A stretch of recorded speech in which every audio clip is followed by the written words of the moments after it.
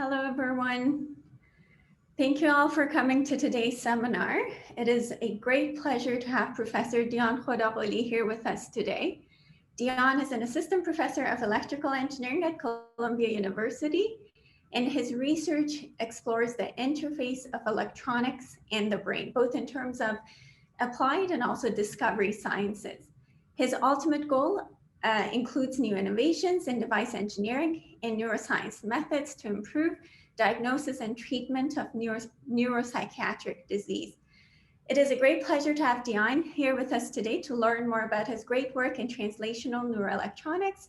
But before I turn it over to Dion, I would like to remind everyone that you can ask your questions either using the Q&A option of this webinar, so you can type your questions, or you can also at the end of the talk raise your hand and we'll unmute you to directly ask your questions.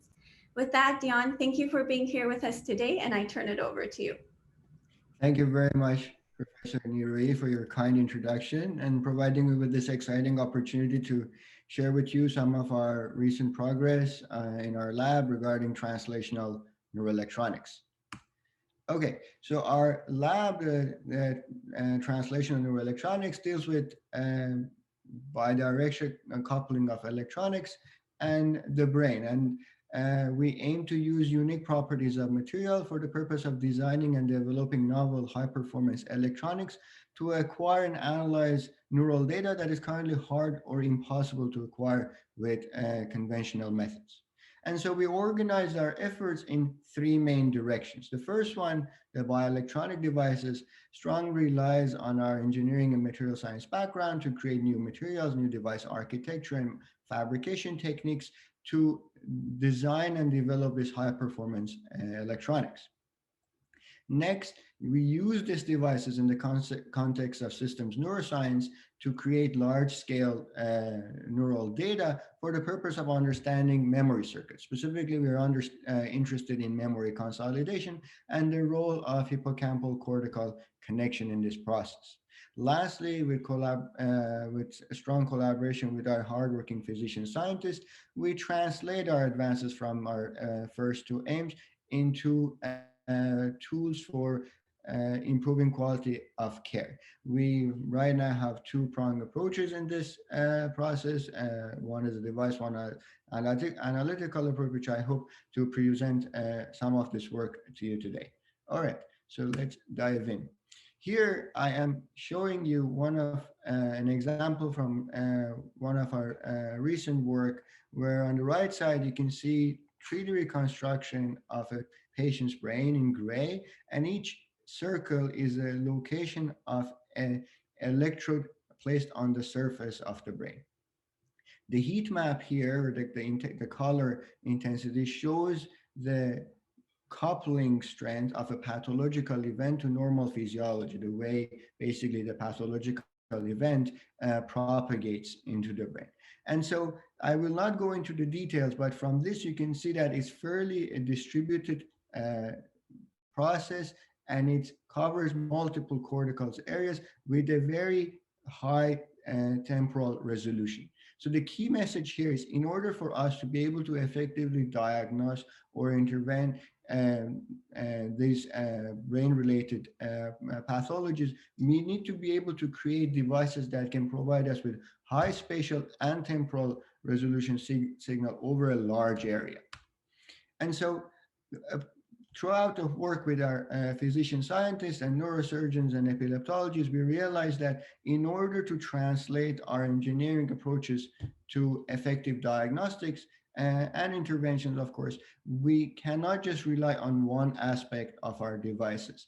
In order for a device to be able to effectively turn into a clinical tool, all aspects of it must be translatable. If you have a very high density front end device that has several thousand channels, but it requires very complex high power or supplies or data transmission line, it will preclude its ability to be translated effectively. So throughout the talk, I'll try my best to show you at least one example of each sections of the device. So the front end, how we what is our strategy to directly interface with the brain, how we're amplifying and processing data, how we connect our soft electronics to hard, how we're planning to communicate this high-speed data out, and the stimulation approaches. All right, so in general, we are inspired by organic electronics, specifically conducting polymers.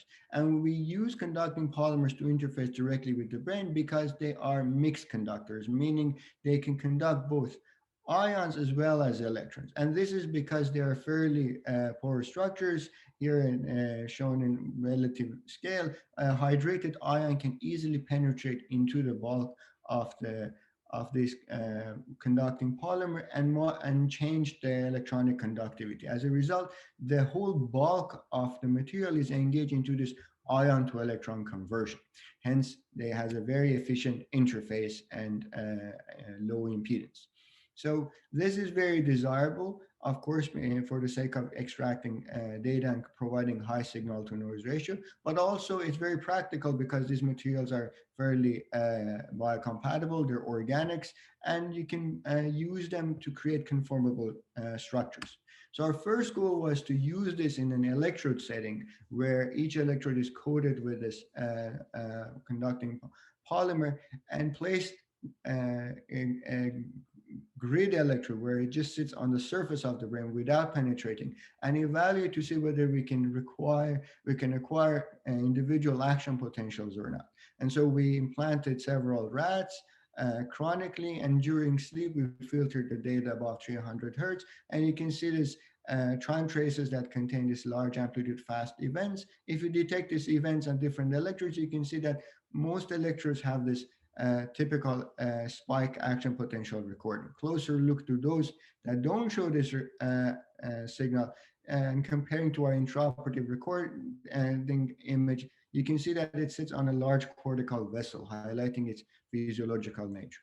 And because we can make this array fairly dense, you can almost visualize the topography of the cell from the surface of the brain. So the large negative peak shows the soma, where it gradually decreases its amplitude, and then turn into a small positive amplitude events more on the source and the dendritic parts. So with this, we established that indeed you can acquire action potentials from surface of the brain without penetrating inside the brain matter.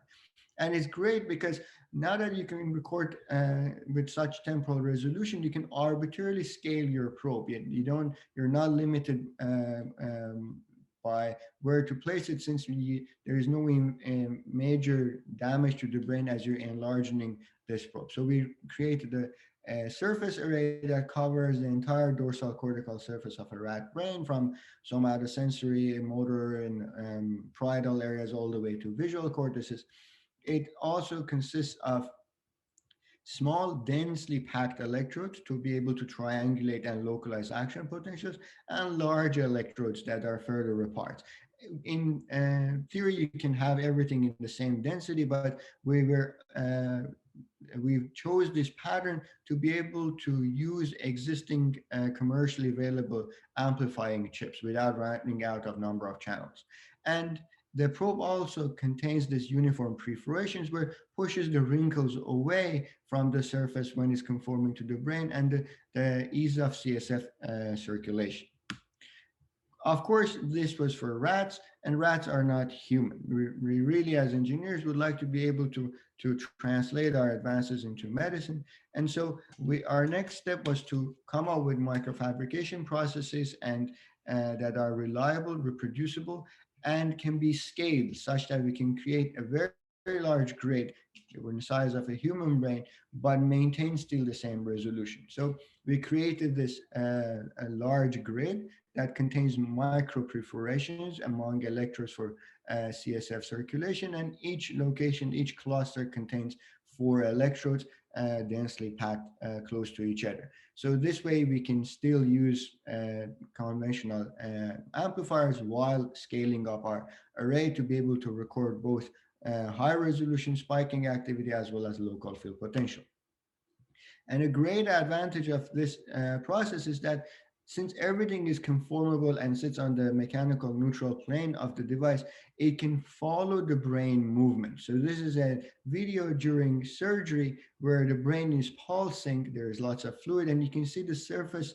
The probe really maintains its adhesion to the surface of the brain, establishing a good electrical and mechanical contact, whereas the conventional ones just don't move with the brain, and you'll get a lot of artifacts which precludes your ability to record and understand what is happening.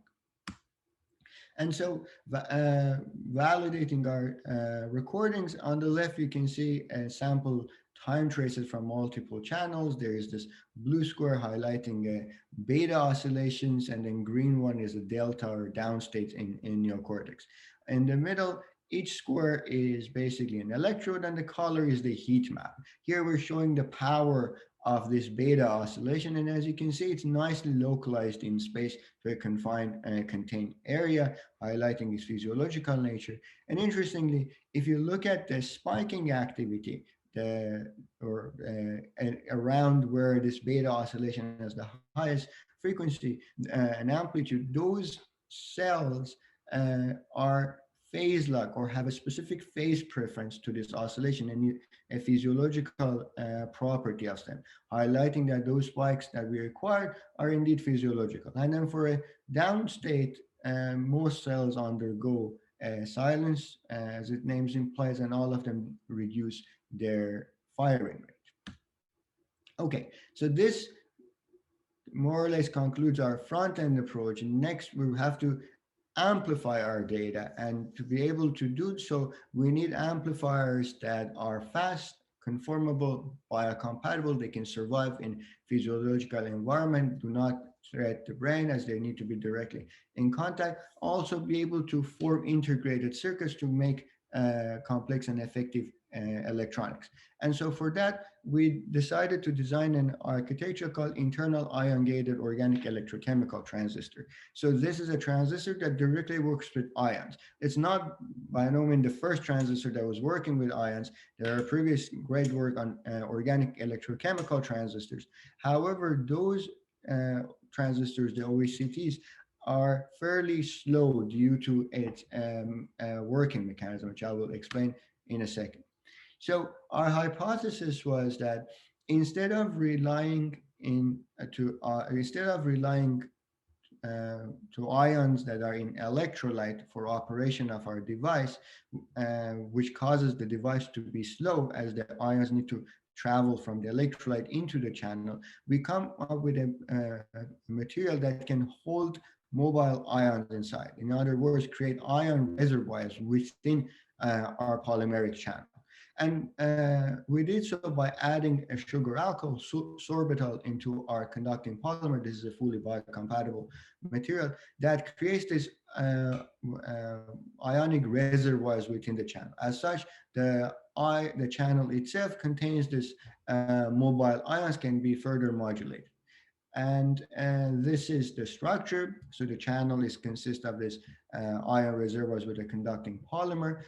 We created also an independent gate, which is separated from the channel by an ion membrane. This ion membrane is electronically insulating while ionically conducting. For this purpose, we use chitosan since it's biocompatible, and we can make very nice uniform film with it. The transistor works in the depletion mode, meaning it's normally on, and when you apply potential, the ions from the channels, the cations, dedope the P dot sections or the ion electron converter zones, and as a result the current decreases. You can get very high effective conductances with design, and of course it's a very versatile structure. You can tune the geometry to fit your needs. Now, we really wanted to make sure that this internal ions in our channel are sufficient for operation of IGTs. And in fact, this is the main working mechanism. So we did a series of experiments. The first process was directly comparing an internal ion-gated transistor, IGT, which has mobile ions inside the channel, to an OECT, where they have the same conducting polymer, but one has ions inside, the other one borrows it from the electrolyte. And as you can see, the temporal response is very different, almost an order of magnitude difference in their temporal response.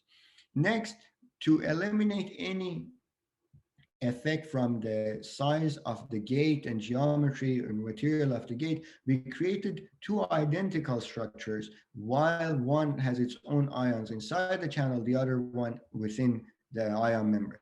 And as you can see, or the solid state OECD, as you can see, again, the internal ion-gated system provides a substantial faster temporal response. And then in the next experiment, what we eliminated the ion conduction of the ion membrane, instead using ion barrier. In other words, we completely block any transport from external words into our channel. And as you can see, the IGT channel that has mobile ions can still modulate even through the silicon dioxide by establishing a capacitor, while the normal conducting polymer without the ions maintains a flat transfer curve. And lastly, if you deionize the IGT, it will just not function again. So with this, we established that contained mobile ions within the channel are necessary and sufficient for operation of the IGT. Now, a major advantage of this, as I mentioned, is speed, because the ions are very close by, and we were able to play with geometry and to make very fast transistors. These are transistors that can operate in close to 2 microsecond rise and fall time, and we're actively working to push this limit and go into a megahertz regime. Now, those transistors, the IGTs, the original ones, were depletion mode. And to be effective in designing circuits, the main advantage of having transistors, we need to have both depletion, the normally on transistors, as well as enhancement mode, the normally off transistors. And it's very important to be able to establish a fairly symmetrical and device process as such to we don't have any asymmetrical response. Our approach here was to create a material that that intrinsically reduces the P.PSS channel. As a result, the main structure, the main charge transport in the material remains the same while we manipulate its intrinsic state.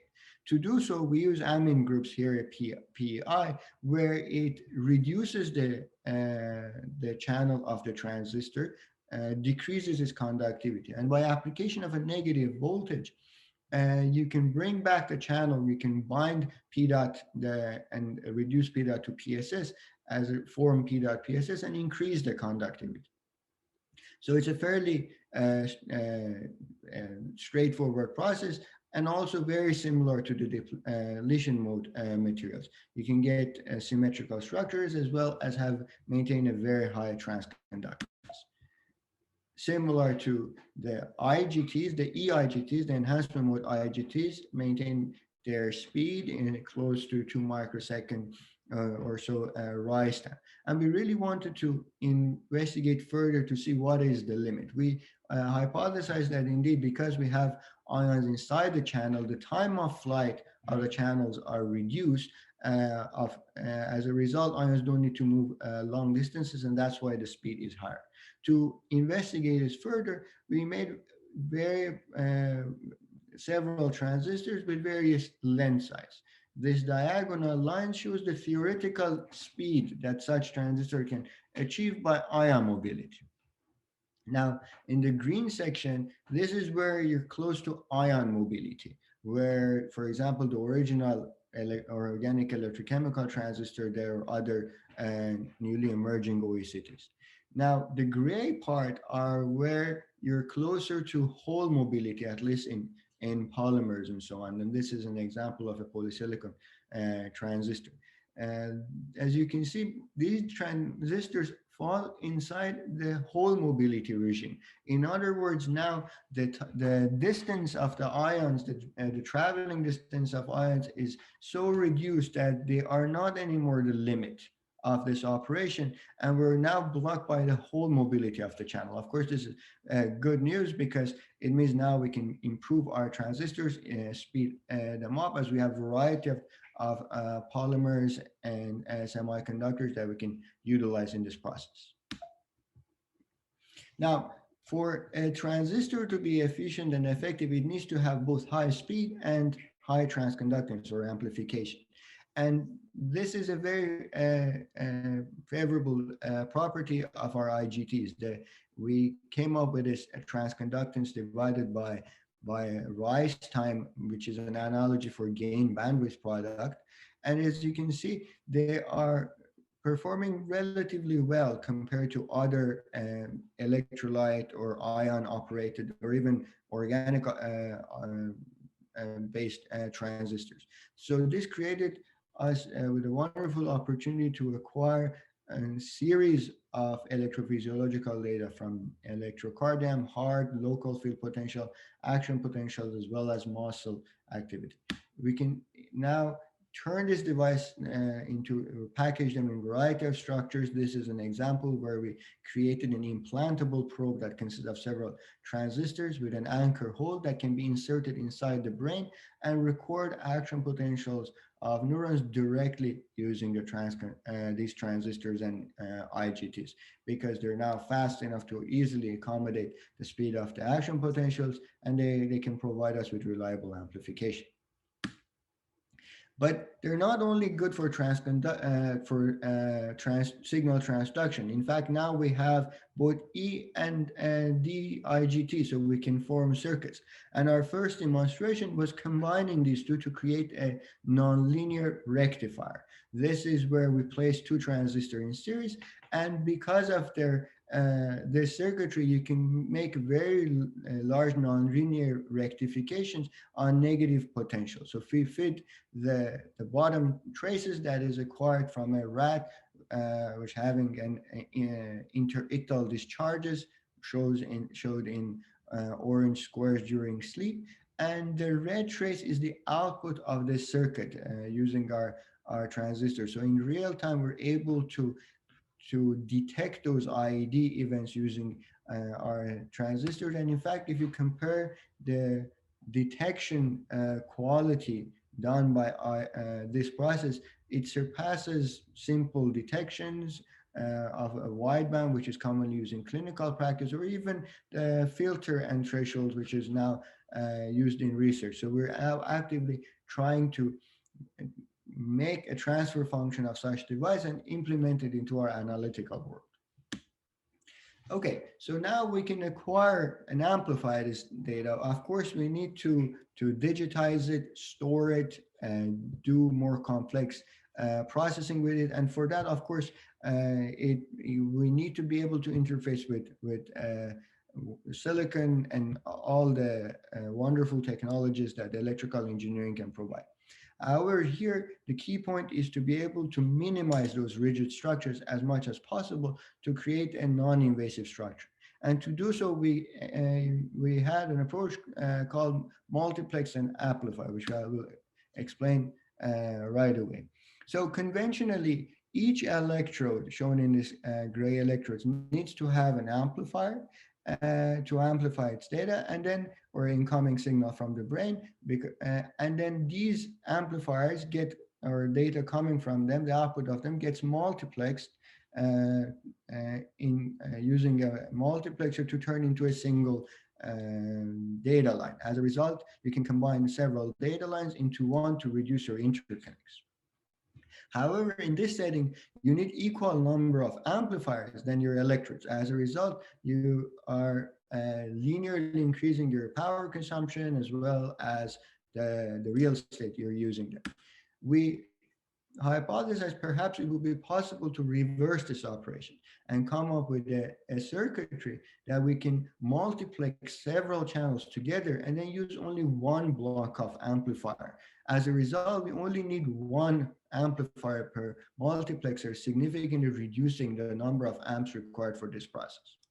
So the challenge here is that looking at this top left graph is when we bring the multiplexer or our switch in front of our amplifier, the multiplexing circuit becomes part of our electrodes. And now we should see our electrode and the multiplexer in one piece. So we moved on and modeled it in a simple way. We modeled the electrode using an RC and our multiplexer using an RC using the drain capacitance and a switch, and asked the question over what capacitances we will be able to maintain a high sampling rate. What will be the rise time of this complex circuit to still allow us to record action potentials for at least 32 channels. And so we ran this simulation, and this yellow box more or less shows where such operation is possible. We searched and commercially available amplifier and multiplexer series, and we found a combination that would work for us. And on the right, you can see when we tested this structure, and you can see that the MTA was able to maintain a uniform gain across almost all physiologically relevant frequencies. So we then combine this MTA with series of other electronic parts. So the multiplexer with amplifier, a stimulation unit, analog to digital converter for digitization, DAC for stimulation, and then as well as a microcontroller for processing and an SD card to record all data. So we package them all together into this device that is, we call it the embedded NeuroElectronics. So it has the MT as a front-end acquisition system. It has a microcontroller-based processing unit. You can stimulate and also record data. A major advantage of this approach is that it has a fairly low power consumption, and it can be combined with existing probe technology. So we combine them with one of our implantable probes, and you can completely suture the animal. In other words, after implantation, there are no extruding element. Everything stays inside the body, which is very convenient and opens a lot of opportunities for translating them into clinical use. We validated our both recording as well as modulation. The device showed you can maintain the impedance of the electrodes over a long time. It has also an accelerometer that the movement of animal was consistent with the prominent theta activity in hippocampus of rodents, and you can reliably record long hours in sleep. Here I'm showing an example of switching between rapid eye movement to non-REM sleep, as well as spiking activity.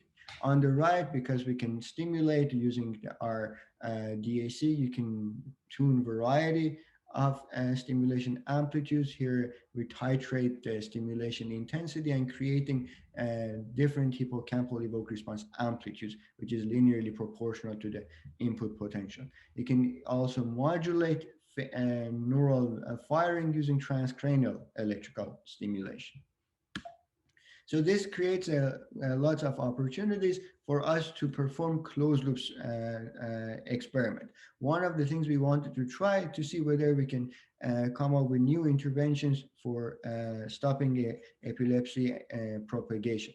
There is a known pathophysiological coupling where hippocampal interictal discharges, the epileptic events that happens between seizures, can induce delta spindle in cortex. This is a physiological event. In other words, the pathological event hijacks physiology and creates an incorrect link into the circuit. So we decided to see whether we can detect these fast transient IEDs in real time and to suppress this coupling.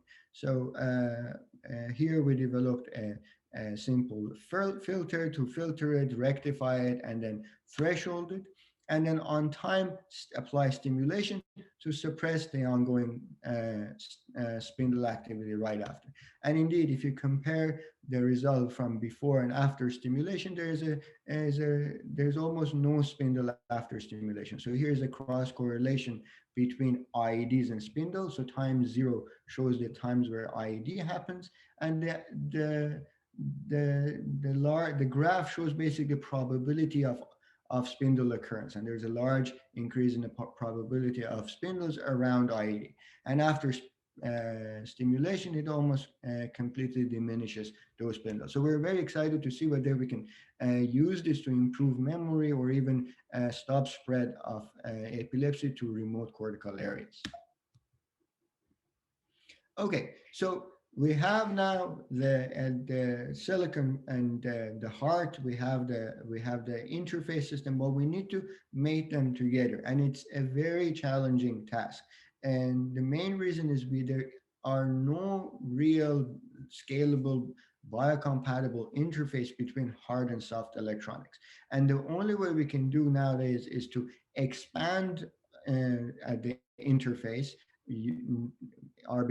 essentially redundantly increase our circuit size, either use a connector or some sort of a bonding approach to connect them, which most of the bonding are like a wire bond or flip chip bonding are not compatible with conformable electronics because of their aggressive mechanical forces. And even the anisotropic conductors that are available either are toxic or they undergo very high thermal and pressure cycles. So we decided to create a material, we call it mixed conducting particulate composite, to overcome this limitation. In order to do this, we first created our highly conducting polymer formulation. So we mixed all of our polar solvents, our dopants, as well as cross-linkers to create our favorite highly conducting polymer. You can bake this to evaporate the solvent and turn it into a solid film. Then you can mill this completely to turn it into powder and particles. You can even use it as sonication forces to further essentially decrease the size of those particles. Using sieves, you can filter them at different sizes, and you can embed them in a variety of mediums. We found out that, very interestingly, we can, by combining this with an ion scaffold, we can create a variety of devices. So let me explain this. Here, the alpha rotates basically the size of the particles, and lambda, mean free path, shows what is the longest chain of conduction these particles can make because of their density. So the higher the density, of course, the longer the lambda. Now, if you plot this, where lambda is the x-axis, particle size, alpha is on the y-axis, we can start working out how this is possible. So this is our device geometry. If our particles are smaller and our density, our mean free path are smaller than the distance between the electrodes, this will turn into this orange section, which is an anisotropic conductor. In this case, the particles cannot make connections together. In other words, there is no horizontal contact, while they can effectively establish a vertical contact, creating a very large anisotropy. Hence, we can use this as an anisotropic contact. Next, if the particle sizes or alpha is big enough that can cover between two electrodes, the particle, that single particle, can form the transistor channel, while other terminal, even coded with the rest of the particles, can be used as a gate using ions of this scaffold to dope and dedope this channel and form transistor. If you tune this carefully, the distance between the gate and the source, you can create logic gates without even patterning, since you can create an ionically essentially conducting gate while electronically insulating between several transistors.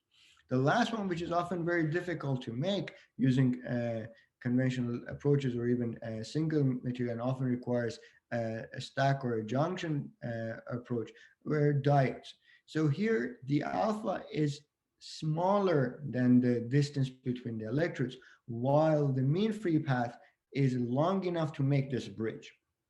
Now, these essentially chains of particles are omnidirectional. They go everywhere. Some of them form a channel between, others are just dangling. As a result, when you apply a potential on these two terminals, there is an electronic conduction through the bridging particles.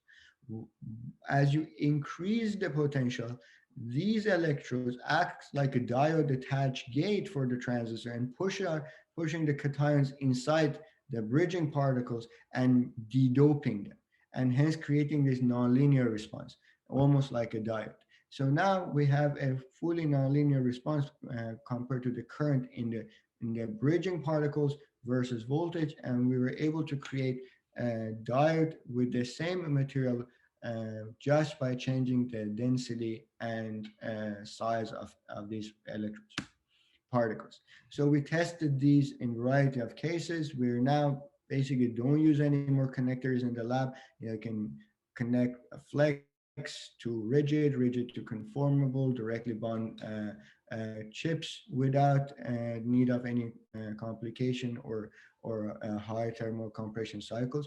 We were able to effectively record in chronically recorded rats using this MCP bonded probes, and there is almost no crosstalk across channels. As you can see, adjacent channels can record very different activity, but also it allowed us to overcome one of our biggest problems, which we could not use these devices in small craniotomies or small openings because of those unnecessarily expansions during the mating. Now the device is small enough that can be easily used in this small cranial operations where we recorded patients during a trauma case where the patient is anesthetized and then gradually wakes up, and all of these were done using this MCP bonded grids.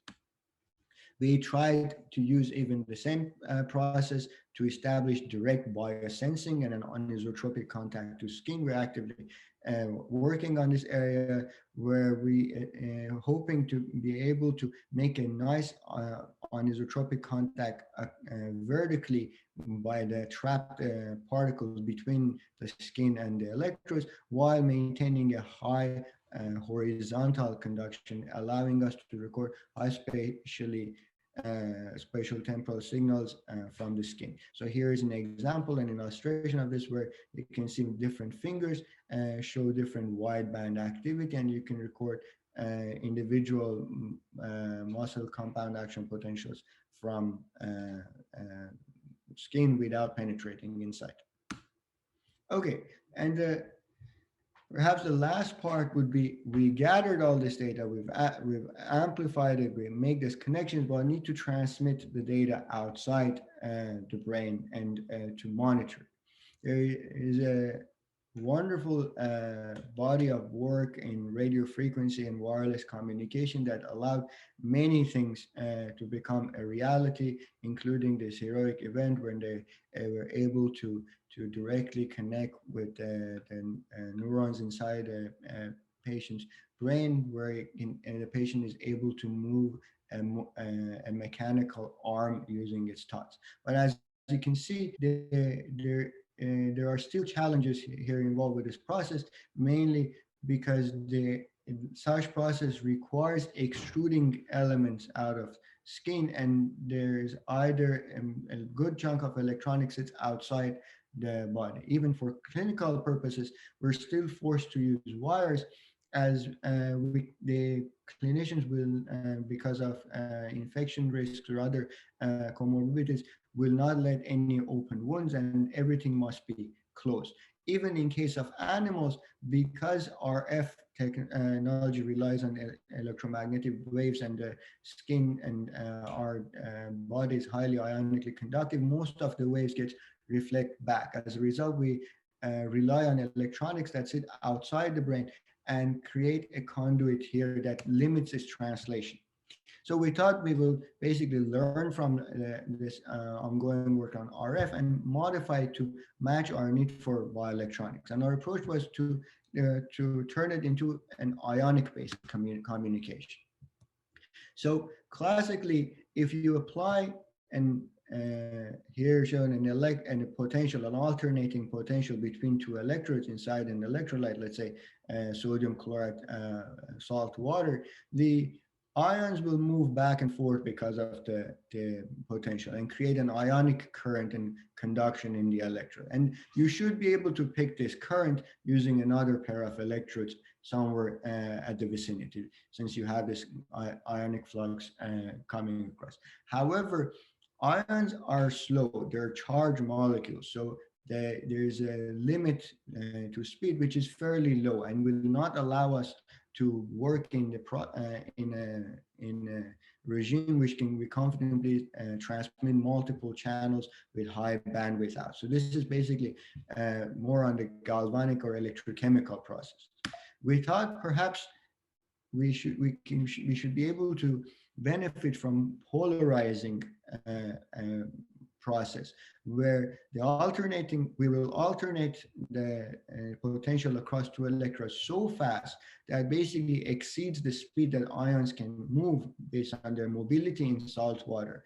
And as a result, they will just wiggle and essentially circle around a location. As a result, they will form this capacitive mode process where they polarize the water molecules and form these ionic capacitances. Hence, now we have more or less polarization of water molecules, and it's mainly a capacitive process, and where the water here acts as a dielectric. So we went to test whether this is possible, and such polarization can help us design an effective ionic communication process. So we first measured its frequency response in PBS, phosphate buffer solution, and physiological electrolyte. And as you can see, at lower frequencies has a low gain, and then gradually, as we reach to a polarization state with beyond ion mobility, you start having a nice uniform gain. This is exactly the opposite for water, deionized water, where there are no ions and at approximately the same mobility line, it just collapses. In case of ethanol or IPA, it remains flat down. This is inversely proportional to concentration of ions. So as the concentration increases, as you would expect for polarization, the gain decreases, and also consistent with the size of the ions, where the size of the ions dictate the amount of gain, as they dictate the amount of water and hydration gradient involved with that. And more importantly, apart from being consistent with polarization, it is we were able to demonstrate that if you decouple the transmitting pairs, so create an ionic barrier between the two transmitting pairs, you will be able to maintain a high gain uniform bandwidth in a decoupled state, where a normal ion communication system, where there's no decoupling, has this exponential one, showing that indeed it's the polarization that derives this process. So we're now working actively to see what are the limits, but a great advantage of this process is that we can play with the geometry and structure of the device to make it very contained.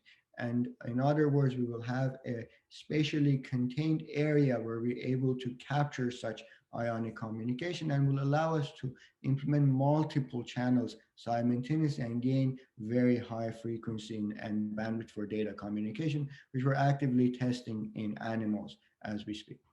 All right, with this, I'd like to conclude. I hope that I convinced you that organic electronics and have lots of potential to help patients and neuropsychiatric disease diagnostics and intervention. I showed you our front-end processing, back-end approach, as well as our most recent transmission methods to facilitate this.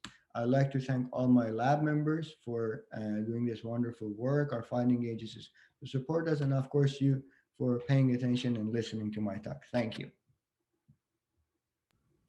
Thank you, Dion, for the great talk. So we have a few minutes for a couple of questions. Again, just as a reminder, you can type your questions through the Q&A feature of the Zoom webinar, or you can directly raise your hand and we will unmute you and you can ask your question. So the very first question is asking, can you please comment on the stability of your devices? Yes. So for I don't know which device you've mentioned, but for the neurogrid, the conducting polymer-based electrodes, we implant rats routinely for a very long time, several months, and we've shown that you can capture the same spike from the surface of the brain for multiple days. For in the case of the transistors as well, both D and e-IGTs maintain their transconductance and normalized response for an extended period of time. I don't recall exactly how many weeks under test, maybe 4 or 5, where Claudia was able to continuously stimulate or apply gate stress on the transistor and maintain the same modulation over extended period of time. Now, one thing I would like to emphasize here is a mechanistic process is that PDOT PSS is water soluble, and so there's on its own it will not have a very high stability. It is required to be carefully tuned in terms of added cross linkers and essentially additives for its effective coding. Here, we don't use any electrodeposition process. In fact, we heavily rely on our crosslinker to make this possible, and that's why we have very stable devices. Great.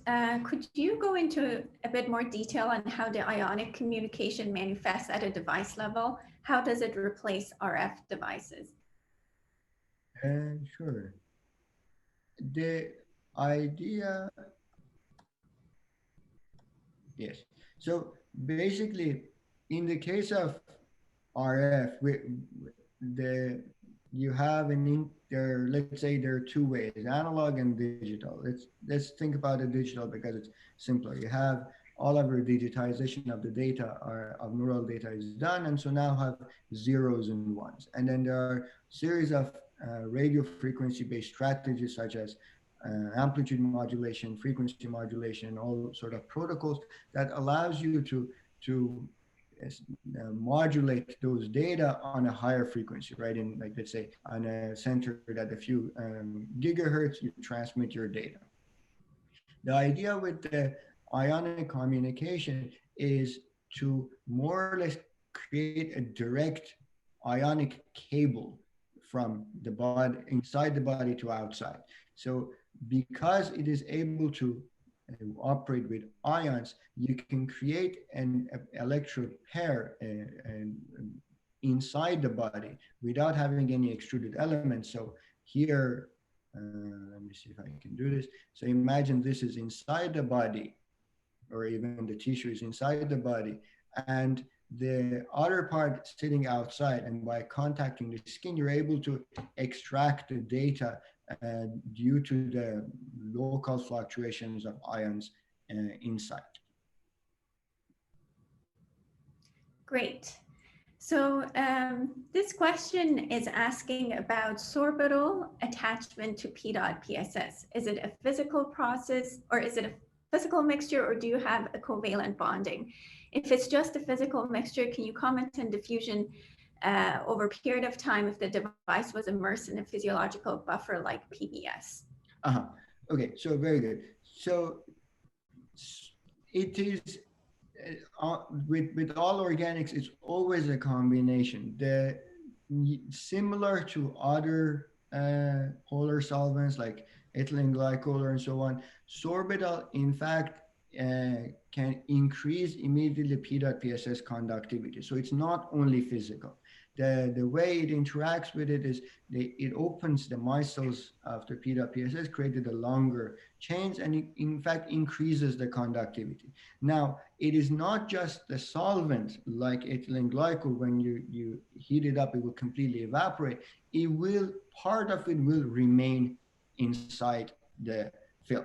As a result, you will always have part of them inside the film, and that's how it remains hydrated. Now, if you like to think about it, the PDOT PSS itself is very hydrophilic when it's done. It swells and absorbs a lot of water. So what we've done here, in fact, with the sorbitol is maintaining the ions inside and taking advantage of this hydrophilicity of the PDOT and keeping the ions inside. That's all.